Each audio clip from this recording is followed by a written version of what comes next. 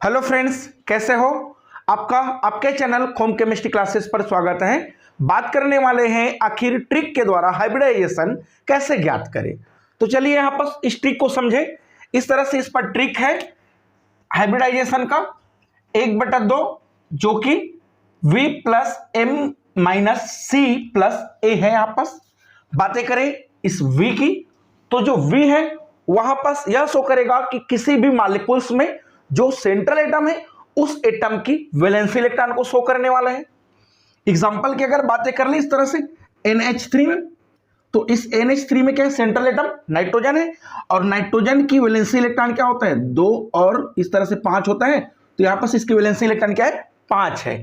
इस तरह से V उस सेंट्रल एटम की वैलेंसी इलेक्ट्रॉन शो करने वाला है। वही बात करें M की, तो यहां पर जो M है वह उस मॉलिक्यूल्स में जितने साइड एटम है उस साइड एटम को शो करेगा कि आखिर कितने नंबर पर साइड एटम है। बात कर ले NH3 में, इस पर क्या है? साइड एटम है हाइड्रोजन और हाइड्रोजन की संख्या क्या है? यहाँ पास 3 है। तो यहाँ पास साइड एटम कितना हो गया? यहाँ पास 3 हो गए। उसके बाद -C मीन्स यहाँ पास केटायन। बातें करेंगे केटायंस, यानी कि इस तरह से जो पॉजिटिव चार्ज जितना नंबरिंग में होगा उसी को लिखेंगे। जैसे कि यहां पास इसकी बात कर ले -2 है और यहां पास ऐसी बात करें यहां पास NH4+1 है। तो इस तरह से इस पर नंबर कितना हो जाएगा? +1।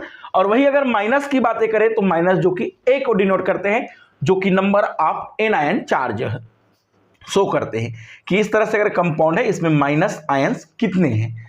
तो यह इसके ट्रिक है V plus M minus C plus A divided by इसको 2 भी लिखा जा सकता है।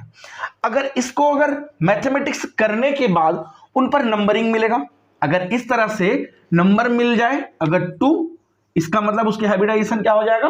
sp3 मिले तो हाइब्रिडाइजेशन sp2 में हो जाएगा। 4 मिलेगा नंबर तो हाइब्रिडाइजेशन sp3। वैसे ही बात कर ले 6 मिले तो हाइब्रिडाइजेशन क्या हो रहा है? sp3d2 हो रहा है। तो चलिए यहां पास जो क्वेश्चन है उसको सॉल्व करते हैं। सबसे फर्स्ट नंबर पर दिया गया है CH4 का हाइब्रिडाइजेशन। तो CH4 में क्या है? जो कार्बन है वह सेंट्रल एटम है, तो यहां पर लिख दे सेंट्रल एटम कितना है? जो कि कार्बन है और कार्बन पर वैलेंसी इलेक्ट्रॉन कितना होता है?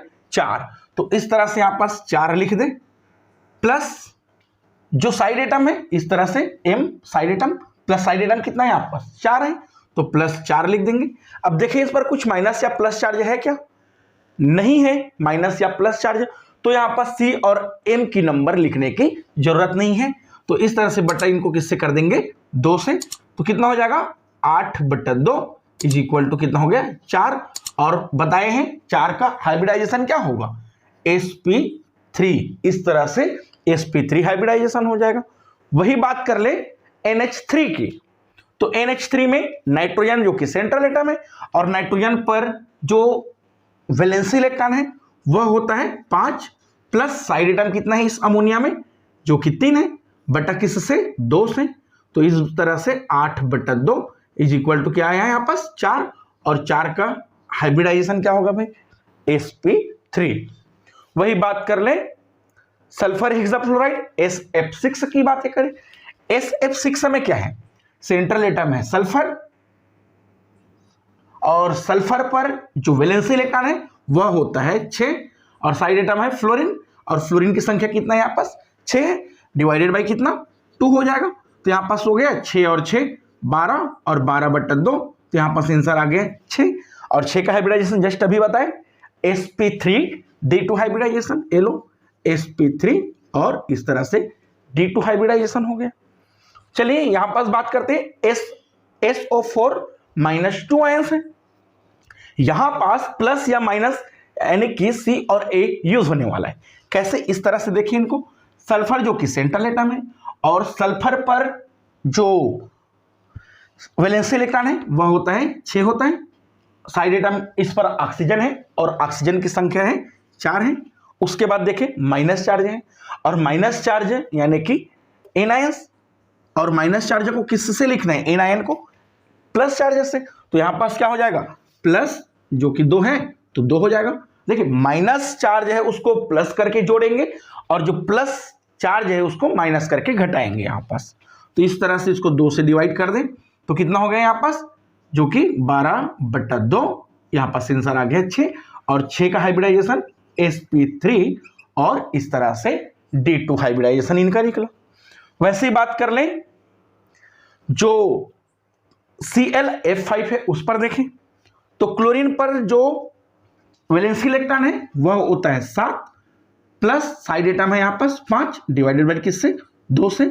आया आंसर कितना है इसका 12/2, फिर आ गया इन पर 6 और 6 का हाइब्रिडाइजेशन क्या बताए sp3 और इस तरह से d2 आ गए यहाँ पास भी।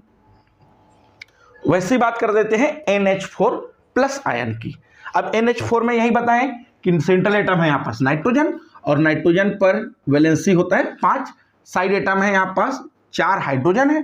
अब प्लस आयन है 1 टाइम तो उसको क्या करेंगे -1 करेंगे यहाँ पास, तो यहाँ पास डिवाइडेड बाय 2, यहाँ पास क्या हुआ 8/2, आंसर आ गया 4 और 4 का हाइब्रिडाइजेशन क्या बताएं, 4 का हाइब्रिडाइजेशन sp3 यहाँ पास हाइब्रिडाइजेशन हो गया। वैसे ही बात कर ले XeF4 की, तो X हेलोजन नोबेल गैस है। अब नोबेल गैस के लिए वैलेंसी कितना होता है 8 होता है, प्लस साइड एटम कितना है 4 है, ये लो 4 डिवाइडेड बाई कितना 2 से हो जाएगा, यहाँ पास 8×4 12/2 आ गया आंसर 6 और 6 का हाइब्रिडाइजेशन sp3 और इस तरह से d2 हो गया। यहाँ पास बात कर ले SF4 की, तो SF4 पर हाइब्रिडाइजेशन क्या होगा, सल्फर पर होता है साइड एटम सल्फर पर है वैलेंसी इलेक्ट्रॉन 6 है, प्लस साइड एटम कितना है 4 है बटा 2, 6×4 10/2 आ गया आंसर 5 और 5 का हाइब्रिडाइजेशन क्या है sp3 और इस तरह से d। अब यहां पास एक और दिया गया है XeF6, तो यह आपके लिए होमवर्क है, इसको बनाएंगे और कमेंट पर लिखेंगे। अभी क्या देखें हम लोग हाइब्रिडाइजेशन में जो CH4 है वह hybridisation sp3 NH3 sp3 SF6 sp3 d2 SO4 -2 आयस, यहाँ पास sp3 d2 ClF5 sp3 d2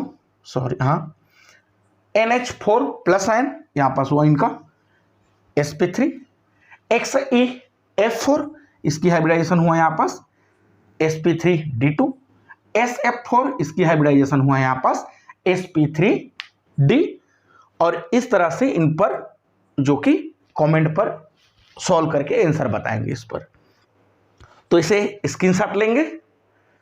चलिए मिलते हैं नेक्स्ट लेक्चर के साथ। Thank you.